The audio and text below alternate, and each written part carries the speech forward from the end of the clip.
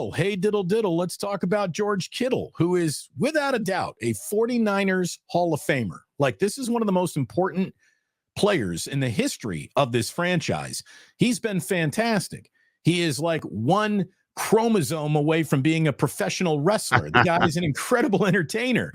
Everything about him is something to be admired and liked, but like all athletes, there is a timeline here.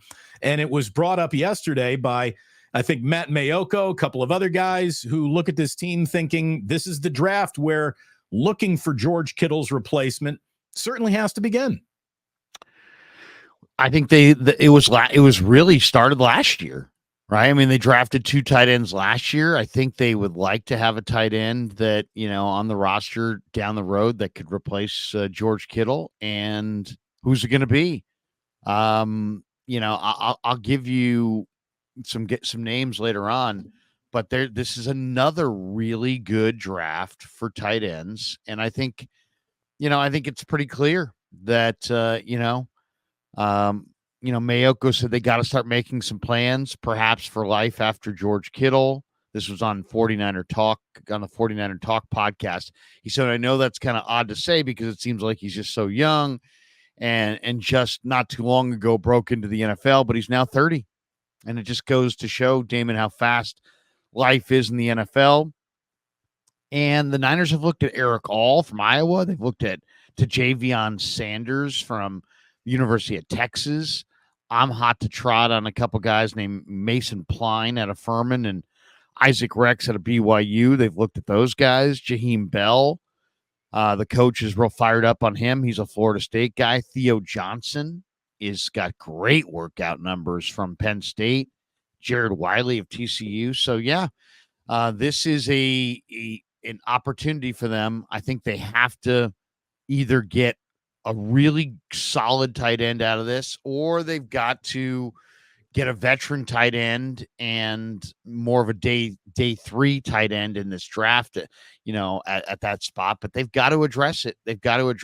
And I think they will. I absolutely think they will. I got a name for you if they're going to get aggressive in this draft and take a tight end in their top handful of picks. I got a name for you. I got a day 3 name for you. Obviously, the name Brock Wright was blocked by the Lions from coming to the 49ers. They put in a claim on him. They put an offer in, and the Lions matched it. So, what's the old saying, Larry, that the best time to draft your quarterback is when you don't need one? I mean, I think you can almost apply that to any position. The best time to look for the replacement is before you actually need it. So, depth for the tight end room is something that they need anyway. And if the depth that they add eventually elevates itself to the one line is George Kittle's replacement, that's fantastic. But I don't think it's like a burning emergency right now that they find George Kittle's replacement. They need tight end 2, they need tight end 3 in the room before they need their presumptive replacement for George Kittle. Again, the 49ers cannot get caught serving 2 masters here. I know that they're trying to play steps ahead, and you always want to be thinking a couple of moves down the chessboard. But to me, it's all about 2024. That's it. 2025 doesn't exist. 2026 is a year I definitely can't care about right now. So it's all about 2024 and winning the Super Bowl this year under the last math model that Brock Purdy's contract allows this team to have. Kittle's coming off a 65-catch, 1,000-yard season with 6 touchdowns in his career now, Larry. Like you said, he's been around 8 years. He's played 110 games in his career already for the 49ers. That is 98 regular season games with 12 postseason games attached to that. He's a 5-time Pro Bowler, a 2-time All-Pro, but he turns 31 in October. And obviously, his body, I don't want to say is starting to break down, but he's giving it the office. That guy is so physical. There isn't a tackle he doesn't try to run through. There isn't a block that he's looking to, turn into a pancake. He's almost his own worst enemy when it comes to his own health. There's a few guys on this team like that. Well, I mean, here's the thing about this. They lost Charlie Warner. They ran a lot of 2 tight end sets late in the year. There's a lot of talk about them trading wide receivers. All these things lend themselves to you better have a good second tight end. You don't have Charlie Warner. In fact, you don't really have anybody. And you ran 2 tight ends quite a bit down the stretch. So I think it's safe to say they absolutely need to find not just a guy, they need to find a contributing tight end that they can utilize this year. I've looked at the entire list of tight ends and watched film on, I would say, 15 of them.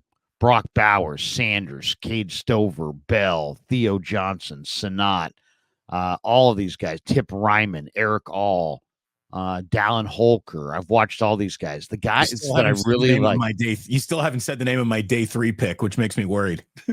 Well, there's 3 interesting guys to me that are down the board. One is Shelton Zion III from UNLV. He doesn't have much production, but he's a tremendous athlete. Really long arms, really athletic, 6'3", 250. Lots of upside potential there. That's one guy. He's more of a after the draft kind of a guy. Then there's day 3 guys. And the 2 day 3 guys that I like the most in this draft are Mason Pline from Furman, who was a basketball player at Ferris State. He's got 10.5-inch hands. He's a mechanical engineering major. He's smart. You better be smart. If you're going to play tight end in this offense, you better be smart. This kid is smart. He also has major hops, real athletic. If you watch him, he almost looks like an Aaron Gordon on the break if you watch his Ferris State basketball film. And then he's got 10.5-inch hands. 10.5-inch hands, hell of a receiver, crazy athleticism, an above the rim basketball player, and he's a mechanical engineering major. I'll take a chance on that guy. So Mason Pline is a guy that I really like. But the other guy that I've really come to like after watching the last month or so is Tanner McLaughlin from Arizona. He was a wide receiver. He started as a wide receiver, and when you watch him play, he's from Alberta. When he's 6'5", about 250, and when you watch him play, you can see, you can see the wide receiver, background that he has. So really good player. He started at Southern Utah and then came to Arizona. Really, really like those 2 guys. If they could get Pline or McLaughlin, I'd be really excited as far as a day 3 receiver. But they, even the more I look at Theo Johnson from Penn State, the more I think, wow, Theo Johnson might be, he's 6'6", he's 260. His workout numbers were off the charts. Another guy from Canada, Windsor, Ontario, went to Holy Names Catholic. Really good player. I mean, I don't know what else to say about that. He was a really good player in high school, and he's one of like six brothers in the family, and his brother Dominic played at the University of Buffalo. His father Nate played football and ran track at Hillsdale College. And this guy is, he says he wants to be a coach when he's done playing. I mean, he's that kind of a brainiac, and he's 6'6", 260 with crazy measurables. So those are the guys that I'm kind of honing in on with the draft coming up in 2-3 weeks. Guy in the chat, Broken Metronome, says, smart. All our tight ends do is ask to be offensive linemen. Yeah, and offensive linemen are usually the smartest guys on the team. Usually. Blocking in this run scheme is not for dummies. And that's why Charlie Warner, I think, is going to be a bigger loss than maybe the 49ers were anticipating, because he was fantastic. I mean, there was an awful lot of success that came off of Charlie Warner's blocks and his behind this year. So I think, replacing Kittle with someone who can catch the ball is a big deal, but I think that you need that blocking tight end for sure coming out of this draft. And I got a day 3 guy that I think fits that mold. Again, coming out of a pro-style offense, A.J. Barner, the tight end from Michigan, huge kid. He's 6'6". He did not do much in the passing game, but Jim Harbaugh didn't do that much with his tight ends in the passing game this whole year at Michigan. So I don't think that there's really that much to hold against him. It's just not a scheme that Harbaugh embraced, but he played so much power football, and this guy was in the middle of an awful lot of power football. I think he understands a pro-style running game If you're playing for Harbaugh, you kind of have to. AJ Barner, a day 3 tight end out of Michigan, would be my later in the draft option. And the guy that I've watched the most tape on, and I know that the 49ers actually had him into Las Vegas to talk to him during Super Bowl week, but out of K-State, Ben Sinnott. And this is one of the first 3-4 tight ends off the board. So it would have to be, what would a lot of people would call a huge reach at 31, probably a top of the second or third round draft pick is where it would be a little bit make more sense. But if they're really worried about a Kittle level replacement, well, Ben Sinnott out of K-State could be that guy. Lots of catches, lots of production. Yeah, no, I like both those guys. I mean, Sinnott, I think he's probably going to be, he might be a day 2 guy. He could be in the 3rd round pick, probably more like 4th or 5th, but somebody may fall in love with Sinnott because he really looked good this year. As far as Barner, I think you've settled on a pretty good one there. He was a team captain for the Wolverines. He's a 2-time academic All Big Ten honoree. As I said, you got to be smart to play tight end. There's just a lot of shifts, a lot of movement, a lot of pre-snap. You could kind of see that was the problem for Camla too, is that he was just thinking too much last year. So if you're going to get somebody as a rookie that you want to step in and make an impact, that guy better be able to, digest the playbook and quickly, right? So yeah, Barner's a good call. Those, you can't go wrong in the Big Ten with, some of these guys, either offensive linemen or tight ends. I just feel like they're well coached. There's some outstanding coaching in the Big Ten. They're challenged. It's a high level of play. They're used to playing in rugged, cold, tough weather. There's just a lot to like about the Big Ten offensive linemen and tight ends. And it seems like annually there's a great selection of guys: Iowa, Michigan, Northwestern, Ohio State. I mean, they just produce, top tier guys. And they're all pretty well coached. They may have a strength, right? Their strength may be their inline blocking. Their strength may be their ability to flex out and match up down the field, but they always seem like they're at least suitable in their weak area. So like, yeah, the guy's a flexed out tight end, but he can hold his own on the line of scrimmage. This guy destroys people on this line of scrimmage, but you know what? He can hold his own if you throw him the ball. Right, he's got some hands. I think it's it's harder to teach a guy how to block than how to catch, for sure. I mean, they're it's interesting because it's totally different skill sets, right? One of them, you got to stand up and block a defensive end who's got unbelievable strength and size and speed. And the others, you better have hand-eye coordination and concentration and route running ability. And, you got to rep it. It's they're different skill sets, but I think it's safe to say the Niners need to get a tight end. This is kind of an interesting one too. Not a super, but 49er Reefer says get Chase Claypool in free agency and convert him to tight end. Built for speed, solid for the tight end. I don't know what's going on with Chase Claypool. He's working out in Canada. He's just not a worker, Larry. I mean, the guy just, do you love downhill? The game? Yeah. Do you love the game? His answer is, I think, no.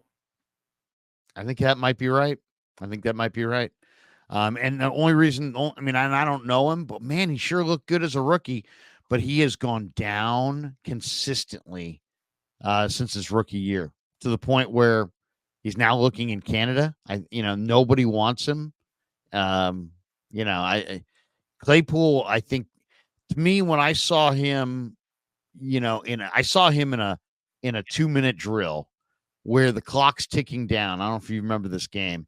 He was with the Steelers and he gets the ball and they need to get the ball back to the ref so he can place the ball, so he can give it back to the quarterback so they can run the next play. The game's in the balance.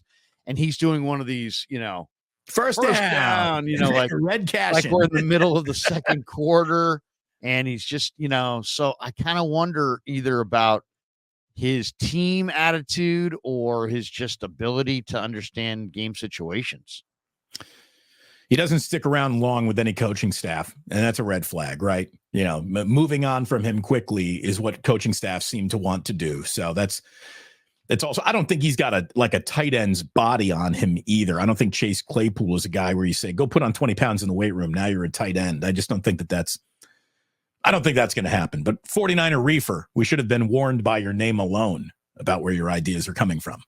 But thank you. Thank you very much for watching. Exactly. I do appreciate that. When it comes to loving football, though, loving to play the sport, this brings us right back to our star of the segment. Because I don't think you're going to find anybody in the NFL who loves playing football as much as George Kittle. And when you talk about all the different attributes that this man possesses as an excellent runner of routes, an excellent, great hands. He can catch you, 100 balls if you gave him that many targets and involved him like that. He could do that for you. 1,000-yard guy, real burst, incredible blocker. He loves football. He loves football like a madman. He loves football in that weird, almost abnormal level of loving football. Like he goes into that Harbaugh crazy man type of territory when it comes to loving football. And that's what makes him so special. I mean, there are some guys who are just natural leaders, and that's George Kittle. The respect that he's been given is universal in the NFL. And that's a hard thing to get. There's always somebody who doesn't like you in this league. You really can't find that person when it comes to George Kittle. Like even the guys he pancake blocks come up sort of like high-fiving him like, oh, you got me, George. They say you play football. You don't work football. You play football. It's a game. And he never has forgotten that. He's never forgotten that it's a game. And he goes out there with that enthusiasm. I've talked to him about it before. He's like, hey, man, it wasn't that long ago. I was playing high school football for fun, So I just try to remember that, I'm having fun. Right. He identifies with a high school kid at training camp. He's just a guy that understands that, you can only play for so long, but you got to play. Unfortunately, I felt bad for him when he, was talking to Karlaftis and Karlaftis fell on a fumble that was behind George's back. I'm sure that's a tough one. That's a tough one to go into the offseason with, especially when you lose the Super Bowl. That was one of the key plays in the game. But he what I love about him is you ask him a question and he looks you in the eye and he gives you his best answer. He doesn't dodge. He doesn't turn it on you. He doesn't get mad. He's not petty. He's a pretty cool, down-to-earth guy, and he's a pretty introspective guy. And if you ask him a good question, he'll give you a good answer. And if you ask him a dumb question, he'll be like, hey, man, that's kind of a dumb question. You know what I mean? Right. And then he'll laugh about it. So I kind of like that. I mean, I like a guy who is kind of I think of him as like the ultimate straight shooter. Yeah, that's I was about to say, honesty. He's honest in the way he approaches the game. He's honest in the way he commits to the bit of being George Kittle. He's honest in the way that he supports his teammates. He's the perfect football player. I mean, he really is. You want that guy in your locker room 100 out of 100 times. No team in the world gets worse when George Kittle's on that football team.